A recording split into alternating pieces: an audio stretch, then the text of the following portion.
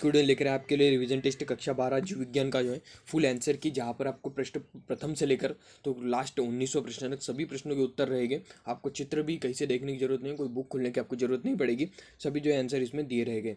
ठीक है, तो आपको जो है इस वीडियो में कुछ इसमें चीज़ें बताओगे पॉइंट, जिससे आपको आंसर की लिखते समय कोई भी दिक्कत नहीं आने वाली है और आपको जो है पूरे पूरे मार्क्स इसमें मिलने वाले हैं। ठीक है, तो आप वीडियो को पूरा लास्ट तक देखिए, उसके बाद में मैं आपको बताऊँगा आंसर की आपको कहाँ से मिलेगी और आपको कैसे इसे डाउनलोड करना है। ठीक है दोस्तों, चलिए हम आंसर की पर चले जाते हैं। ठीक है दोस्तों, इस प्रकार से कुछ आपके आंसर की रहेगी, जिसमें आपको जो है सबसे पहले देखिए यहाँ पर पहला प्रश्न रहेगा और पहले प्रश्न के आपको सीधे यहाँ पर उत्तर दिए रहेंगे, जिस प्रकार से आप प्रश्न पत्र में इसे लिखेंगे। ठीक है, तो पहले प्रश्न का उत्तर आपका एड्स रहेगा, दूसरे का टर्नर सिंड्रोम, तीसरे का युग्मन, चौथे का 21वां और पांचवे का मच्छर यहाँ पर रहेगा। ठीक है, सत्यासत्य में देखिए आपका तो तीसरा रहेगा वो सत्य रहेगा, बाकी सब सत्य रहेंगे।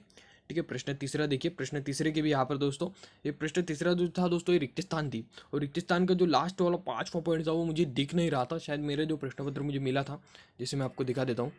ये मेरा प्रश्न पत्र है दोस्तों, और इसमें जो है यहाँ पर देखिए रिक्त स्थान का जो 5वां पॉइंट है ये देखिए यहाँ पर कटा हुआ है।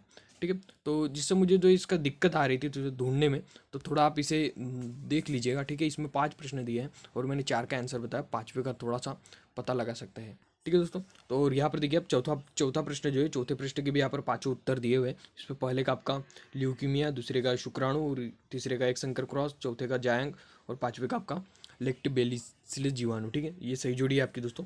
यहाँ पर आपको शुरू होते प्रश्न उत्तर से। प्रश्न उत्तर में दोस्तों आपको ये एक बात याद रखना है कि आपको खुद देखना पड़ेगा कि कौन सा प्रश्न है, अथवा का है या फिर उसके ऊपर वाला है, तो आप अपने हिसाब से जो इसे इंडिकेट कर दीजिएगा।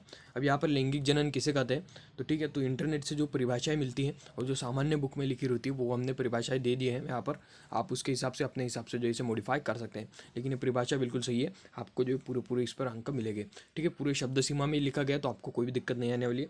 प्रश्न छठवें का उत्तर टेस्ट ट्यूब बेबी, इसका भी आंसर दे दिया है। ठीक है, वर्णाधता क्या है, तो वर्णाधता ठीक है ये आंखों का एक रोग होता है, इसे भी हमने दर्शा दिया है। एग्रोसोम के कार्य, तो हमने यहाँ पर एग्रोसोम के 2 कार्य यहाँ पर बता दिए हैं आपको।